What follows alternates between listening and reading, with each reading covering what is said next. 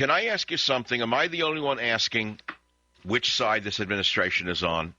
Is Obama pushing to intentionally make America a second-rate world power on the theory, the left-wing radical elitist theory, that if America is weakened, there'll be no war?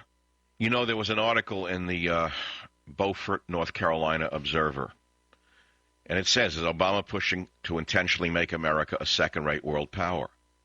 And they'll say you will find 14 articles in their archives that they have written since Obama was elected that forecast the decline in the value of the American dollar. And some of the articles detail the consequences of this decline and its impact on international trade and currency. And they want to know why this is going on. And then it says, the devaluation of the dollar is intentional. In fact, it is the only way that the U.S. government can finance the huge debt that it has run up, particularly in recent months since Obama took office. But it is not all Obama's fault. He has simply seized upon an opportunity. Never let a crisis go to waste. They claim that the problems go all the way back to Jimmy Carter.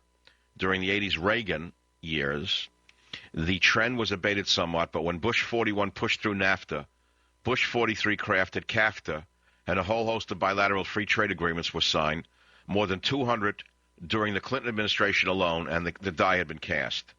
Those agreements made foreign imports cheaper and resulted in a net outflow of dollars to developing countries. That would have likely been manageable had one thing not happened in 08-09, the ballooning budget deficit. The deficit run up by the first Obama budget was 4 times larger than the already huge deficit imposed by the last Bush budget. You get the picture? In other words, they believe Obama wants America to become a second-rate economic power in the world.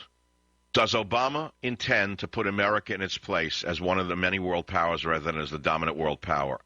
And, of course, that will cause some to ask, is this not what the Nobel Peace Prize being awarded to Barack Obama is about, which is to destroy America's preeminence in the world? I mean, it's frightening, Beowulf. It really is.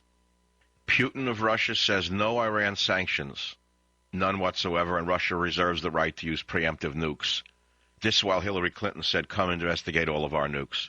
Beowulf, do you actually think that they're working like Manchurian candidates to destroy us and imprison us?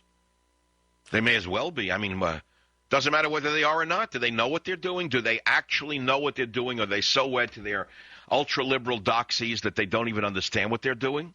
The fact is that they are so globally connected as opposed to nationally connected that their first interest is not for the United States of America. Their first interest is for their own position, and to secure that, they need to make international connections and devalue us in favor of the rest of the world.